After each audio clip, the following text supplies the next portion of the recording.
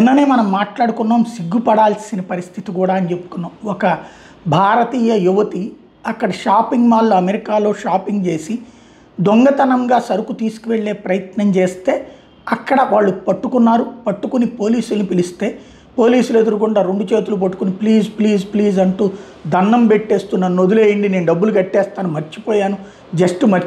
పోనీ ఆమె చదువుకొని అజ్ఞాని కాదు, ఇక్కడ చదువుకుంటేనే అక్కడ దాకా వెళ్ళింది, ఉద్యోగం కోసమో ఉపాధి కోసం వెళ్ళింది. కానీ ఈ దిక్కుమాలిన పనితో భారతీయుల పరువు తీశారు. ఈ మధ్యకాలంలో అనేక సంఘటనలు అట్లా భారతీయుల పరువు తీస్తున్న వేళ ఆవేదన చెందుతోంది. మళ్ళాంటి వాళ్ళందరికీ కూడా ఆవేదన కలుగుతుంటే ఇప్పుడు భారతీయ యువత యొక్క ఒక స్ట్రాంగ్నెస్, అమెరికాలో ఉన్నటువంటి ఎవడైతే ఒక దొంగ భయపడేటటువంటి పరిస్థితి వచ్చింది. సాధారణంగా షాపుల్లో అక్కడ దొంగతనాలు ఎట్లా జరుగుతాయంటే వైట్సా బ్లాక్సా విదేశాల నుండి వచ్చినటువంటి చొరబాటుదారుల ఎవడన్నది పక్కన పెడితే అక్కడ జరిగేటటువంటి తంతు ఎలా ఉంటుందయ్యా అంటే ఒక్కసారిగా ఏదో సామాన్లు తీసుకోవడానికి వచ్చినట్టు వచ్చి దండని తుపాకులు తీసేసి అటాక్ చేసేటటువంటి పరిస్థితి ఉంటుంది.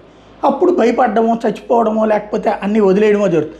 కానీ ఒక ఇండియా మహిళ, ఆమె షాపు యజమానో లేకపోతే ఆమె షాప్కి సంబంధించిన కౌంటర్ చూస్తుందో తెలియదు, కానీ తాజాగా జరిగినటువంటిది ఒక ఇన్సిడెంట్ సంచలనం సృష్టిస్తోంది.